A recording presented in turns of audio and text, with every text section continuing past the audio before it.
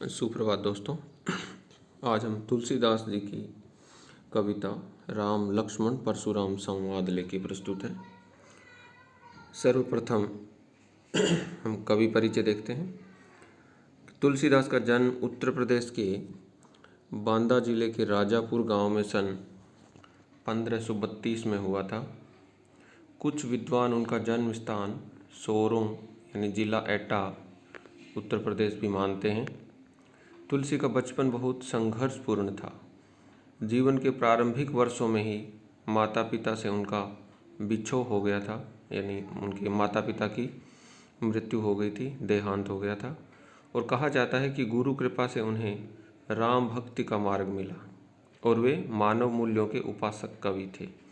यानी मानव मूल्यों, मनुष्य के जीवन के जो नैतिक मूल्य हैं, आध्यात्मिक मूल्य हैं, सांस्कृतिक मूल्य हैं, उनको सबसे ज़्यादा महत्व देते हैं। तो बेसिकली हमने देखा कि उनका जन्म जो है यूपी के राजापुर गांव में हुआ है 1532 में। हालांकि कुछ विद्वान उनका जन्म स्थान सोरों भी मानते हैं। कुल मिला के प्रारंभिक वर्ष उनके जो थे वो बड़े कष्टदायी थे। माता पिता का देहांत हो गया था। ऐसे में भगवत कृपा यानी गुरु कृपा से ही उन्हें राम भक्ति का मार्ग मिला। राम भक्ति परंपरा में तुलसी अतुलनीय है, यानी उनकी तुलना किसी अन्य से नहीं की जा सकती। इतने महत्वपूर्ण कवि हैं। राम भक्ति परंपरा में तुलसीदास जी अतुलनीय है, यानी उनकी किसी और से तुलना नहीं की जा सकती।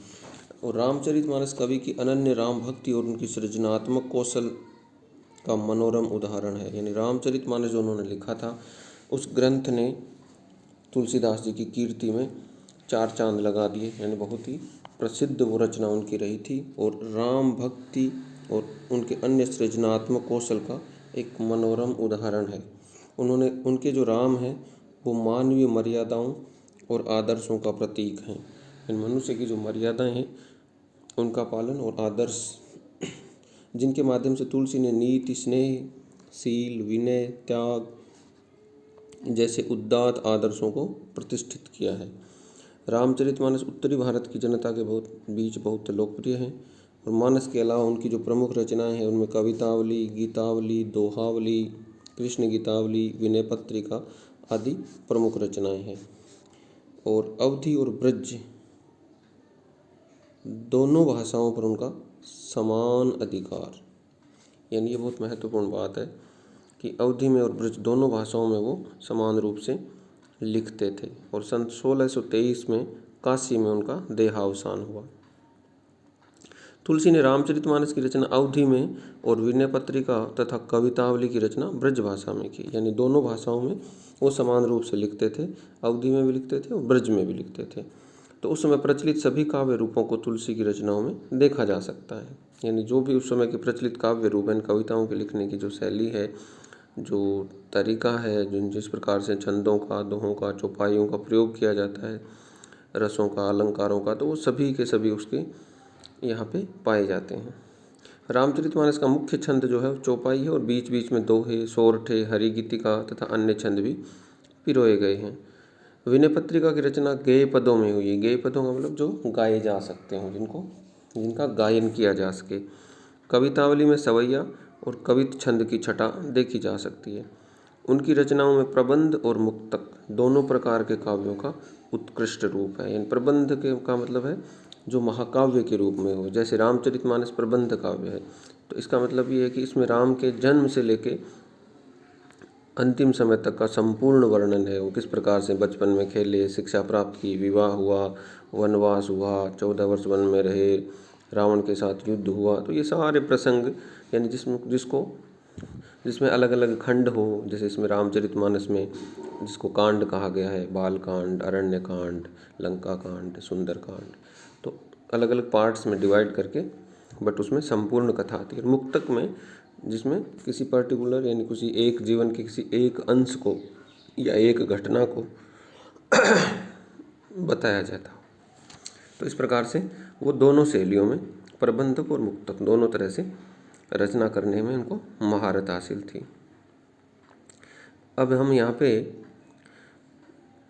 हमारी पाठ्य पुस्तक में जो संकलित अंश है उसके बारे में हम परिचय देखते हैं कि ये अंश रामचरितमानस के बाल कांड से लिया गया है। सीता स्वयंवर में राम द्वारा शिव धनुष भंग के बाद मुनि परशुराम को जब ये समाचार मिला तो वे क्रोधित होकर वहाँ आते हैं।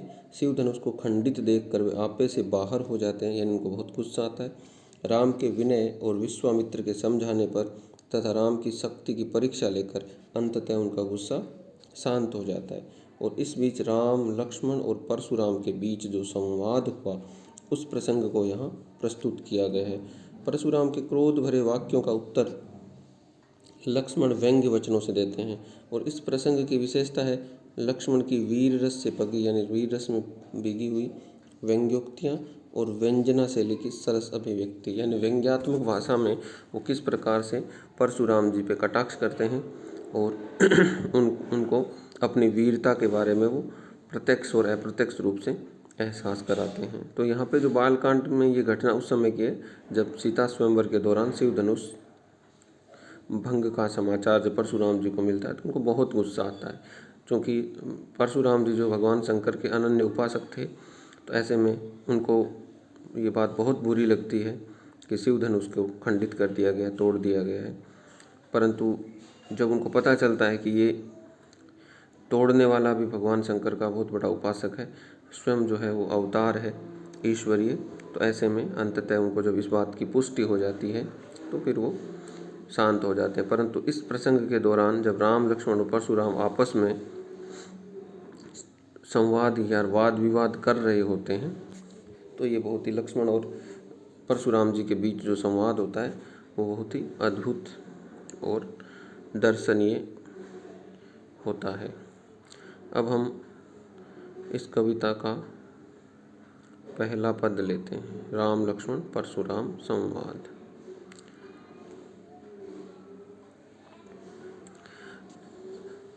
नाथ शंभुधनु भंजनि हारा, होय केउ एक दास तुम्हारा। आये सुकाह कहिए किन मोही, सुनि रिसाय बोले मुनि कोही। सेवक सो जो करे सेवकाई, अरि करनी करि करी लड़ाई। सुनहु राम जेहु शिव धनु तोरा, सहस बाहु सम सो रिपु मोरा।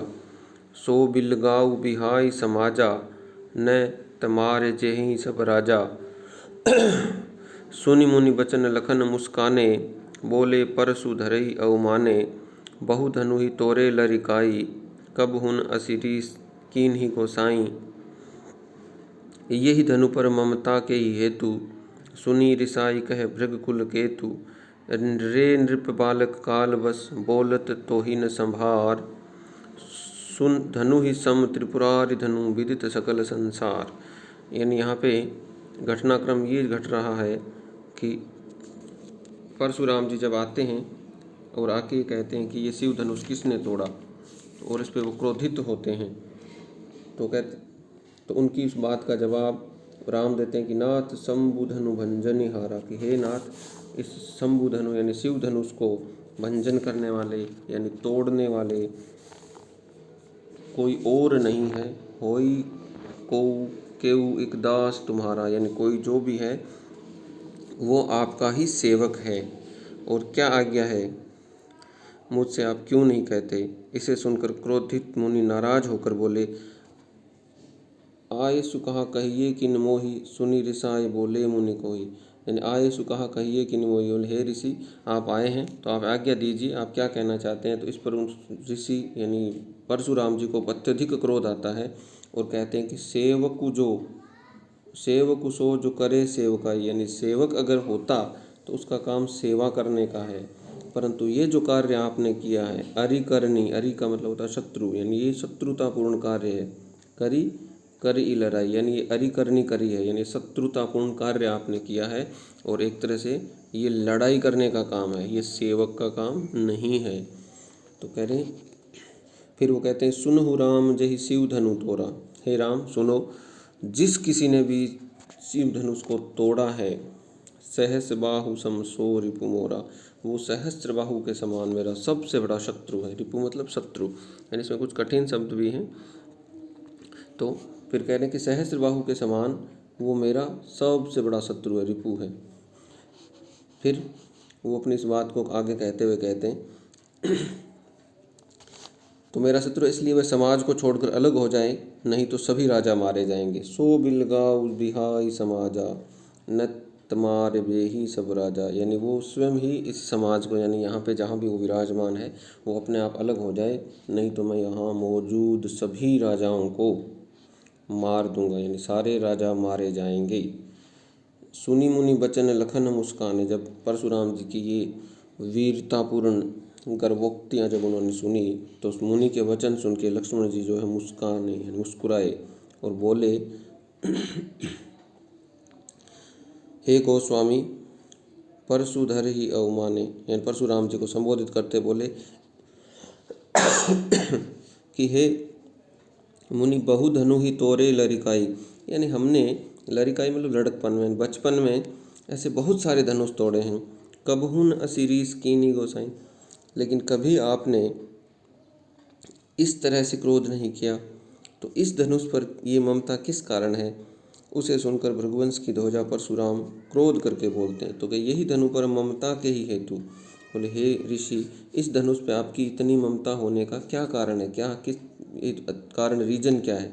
तो सुनी रिसाई, यानी ये सारी बातें सुन के रिसाई यानी गुस्सा आया, किसको, भृगुकुल के, तो यानी भृगुकुल की ध्वजा यानी परशुराम जी को, और बोले कि रे नृप बालक काल बस, बोलत तो ही न संभार। बोले हे राजपुत्र, कालवश होने के कारण बोलने में तुझे समझ नहीं है, यानी तू समझदारी पूर्ण तरीके से बात नहीं कर रहा है, अर्थात जबान को संभाल के नहीं बोल रहा है, तुझसे ये जबान संभाली नहीं जा रही है। इसका कारण है काल के वशीभूत होना, यानी तू इस वक्त काल की चपेट में है, यानी मृत्यु की चपेट में है। सब तुझे समझ नहीं आ रहा कि तू किससे बात कर रहा है, क्या बात कर रहा है, क्या बोलना चाहिए, क्या नहीं बोलना चाहिए। ये सारी स्थितियाँ तुझे इस वक्त समझ में नहीं आ रही है। कारण ये है कि तू इस वक्त मृत्यु के नियंत्रण में है, काल के वश में आ चुका है, इसलिए तू जबान संभाल के बात नहीं कर रहा है, संभाल। तो कह रहे धनु ही सम त्रिपुरारी धनु, तुझे नहीं पता ये जो धनुष है ये संसार भर को ज्ञात है कि ये शिव धनुष है और त्रिपुरारी का धनु है, विदित सकल संसार, यानी विदित यानी जानता है, पूरा संसार जानता है कि ये भगवान शंकर का धनुष है, यानी शिव धनुष है, और इसको तोड़ना किसी पाप, किसी गुनाह से कम नहीं है। तो हे बालक, तू जो इस वक्त पूछ रहा है ना कि इस धनुष के प्रति आपकी इतनी ममता क्यों है, तो मुझे जो समझ में आ रहा है, इन परशुराम जी कह रहे हैं कि उस हिसाब से तुम्हें पता नहीं है कि ये क्या है, और लगता है कि तुम काल के वशीभूत होके अपनी जबान को बिना संभाले कुछ भी पूछे जा रहे हो। तो इस प्रकार ये लक्ष्मण और परशुराम जी के बीच संवाद होता है। आज हम पहले पद को ही पढ़ेंगे, आशा करता हूँ कि आपको समझ में आया होगा। तो इस पूरे पद की आप व्याख्या लिख लीजिए और शेष भाग हम आगे बढ़ेंगे। धन्यवाद।